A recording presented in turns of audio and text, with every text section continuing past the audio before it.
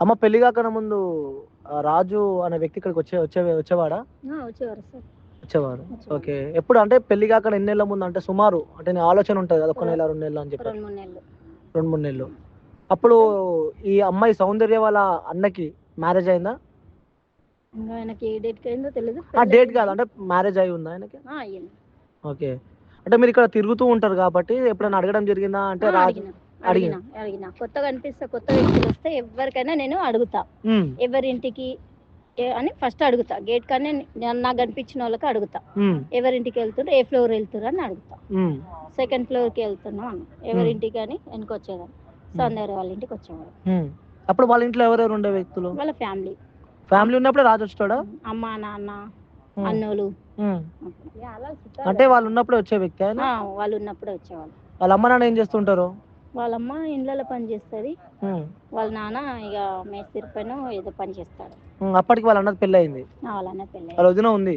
వాళ్ళ వదిన ఇగ ఇంట్లో ఉందా, ఊరికెళ్ళిందో తెలీదు గానీ ఫ్యామిలీ అయితే ఉంది. ఓకే. హ్మ్. హ్మ్.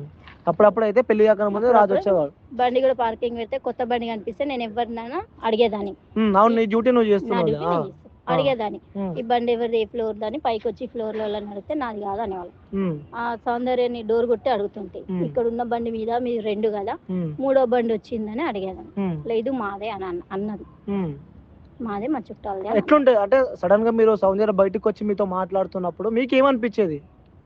కొంచెం మామూలుగా మనం మంచిగా ప్రేమతో మాట్లాడితే ప్రేమ. హ్మ్. కొంచెం కోపం మనం గట్టిగా మాట్లాడామనుకో ఆమె కూడా వాయిస్ గట్టిగా చేసేది. హ్మ్.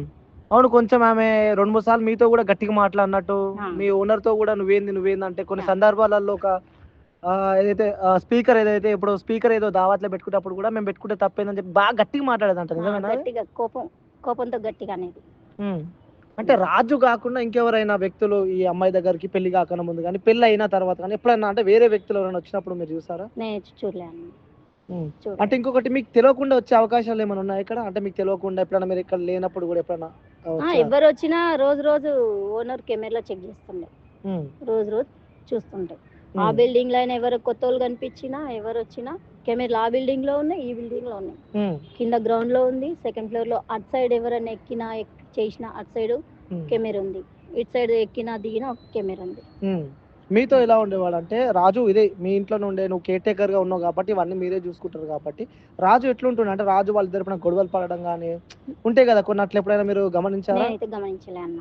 వాళ్ళు హ్మ్. పెళ్లి అయినంక అక్కడ బ్రాహ్మణ్స్ వాళ్ళ ఇంట్లో ఉన్నారు. హ్మ్. ఇంక పెళ్లయినంక అక్కడ ఏమి గొడవ అయిందంట. మనకు గూడా తెలీదు. హ్మ్. దాంట్లో గూడా నేను కూడా అడగలేదు. హ్మ్. మొన్న తెలిసింది నాకట్లా. హ్మ్. ఓకే. అట్లుండేవాళ్ళనమాట అట్లా. ఇద్దరు. హ్మ్. చూసినావా మొన్న మరి ఈ హిస్టరీ జూసినావా? చూస్తున్నావా న్యూస్‌ల మీడియాలల్ల ఈళ్ళిద్దరు చూస్తున్నా. ఎవరిది కరెక్ట్ అనిపిస్తుంది? ఎవరిది తప్పు అనిపిస్తుంది? అంటే నీకు మనసులో ఉన్నది జెప్పు. అంటే నీ ఒపీనియన్. ప్రతి మనిషికి ఒకటి ఉంటది కాబట్టి నీకేమనిపించింది? ఎందుకంటే వాళ్ళిద్దరు వ్యక్తులను మీరు చూసారు కాబట్టి, వాళ్ళ మైండ్ సెట్ వాళ్ళ మెంటాలిటీ మీకు తెలుసు కాబట్టి మీకు ఎవరిది కరెక్ట్ అనిపిస్తుంది వాళ్ళిద్దరిట్లో?